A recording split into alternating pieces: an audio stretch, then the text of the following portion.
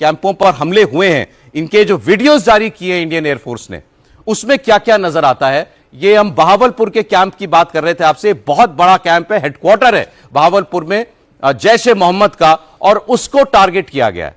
और इसमें बताया गया है कि इसकी लोकेशन क्या है, एक हाईवे के किनारे बसा हुआ ये पूरा कैंप है, और इसमें खास तौर पर किन किन इमारतों को जो है चिन्हित करके उनके ऊपर बॉम्बिंग की गई है, ये इसमें साफ दिखाई देता है। अगला वीडियो भी आप प्ले कर सकते हैं।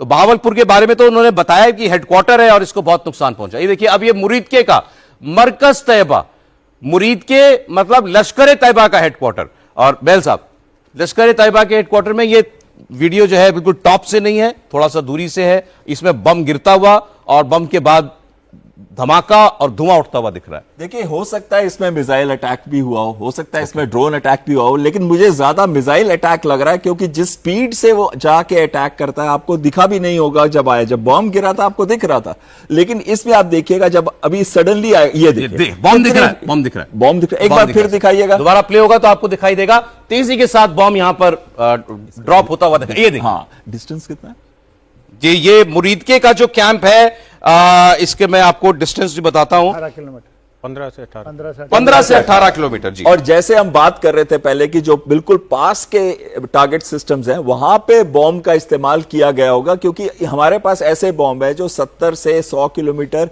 तक की दूरी के हैं, यानी कि वो वेपन सिस्टम जो हम अपनी टेरिटरी में रहते हुए उधर फिर भी फेंक सकते हैं और उनको बहुत एक्यूरेटली मार सकते हैं, क्योंकि इनमें प्रिसीजन कैपेबिलिटी होती है। और बहुत इंपॉर्टेंट दो फैक्टर्स इसमें बड़े क्लियरली आए हैं कि हमारे किसी भी एयरक्राफ्ट ने बॉर्डर क्रॉस नहीं किया है, किसी भी एयरक्राफ्ट ने बॉर्डर क्रॉस नहीं किया। और दूसरा आया है कि जो भी हमने वेपन सिस्टम्स इस्तेमाल किए हैं वो स्टैंड ऑफ वेपन सिस्टम है, यानी कि अपनी टेरिटरी में रहते हुए हमने मारे हैं। जो मिसाइल्स हैं उनकी रेंजेस तो बहुत ज्यादा है, और जो बॉर्डर के पास हैं वो ज्यादातर हमने बॉम्ब्स का इस्तेमाल किया है, ऐसे लग रहा है जो इन पिक्चर्स के साथ दिख रहा है। ये बहुत बड़ी तस्वीर है, आप देखिए साहब, बम गिरता हुआ लश्कर ए तैयबा के इस कैंप के ऊपर आप देख सकते हैं। और देखिए कहां पर ये कैंप बनाया हुआ है, खेत हैं, गांव बसा हुआ है, ऐसा लग रहा है। गांव के बीचों बीच में इन्होंने एक आतंकवाद की फैक्ट्री खोली हुई थी जिसके ऊपर बॉम्ब गिरा है। जैसे आपको बहावलपुर में दिखाई दिया था, बॉम्ब ड्रॉप होता हुआ दिखाई दिया, इस पिक्चर में भी आपको बम गिरता हुआ, ये देखिए, ये बम गिरा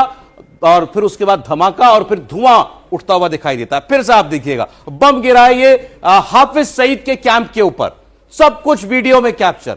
कैसे इनकार करता पाकिस्तान की इस बार कार्रवाई नहीं हुई।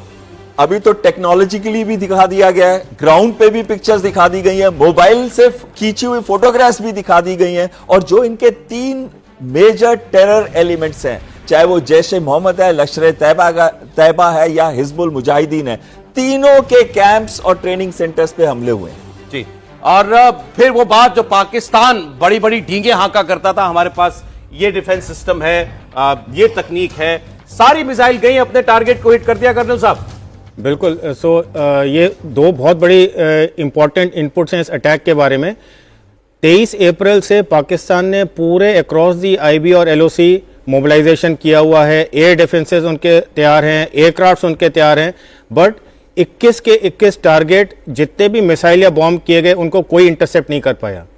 इसका मतलब जो उनके पास एयर डिफेंस सिस्टम्स हैं उसके रडार के बीनीथ हमारे ये अटैक सक्सेसफुल हुए।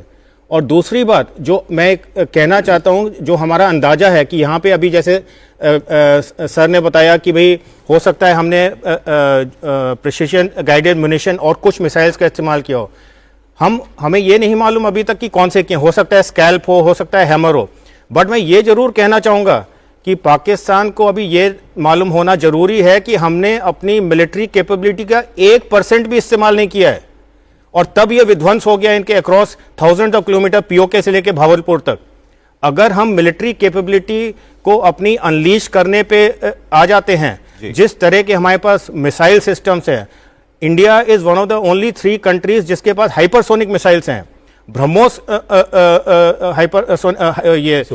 सुपरसोनिक मिसाइल्स हैं।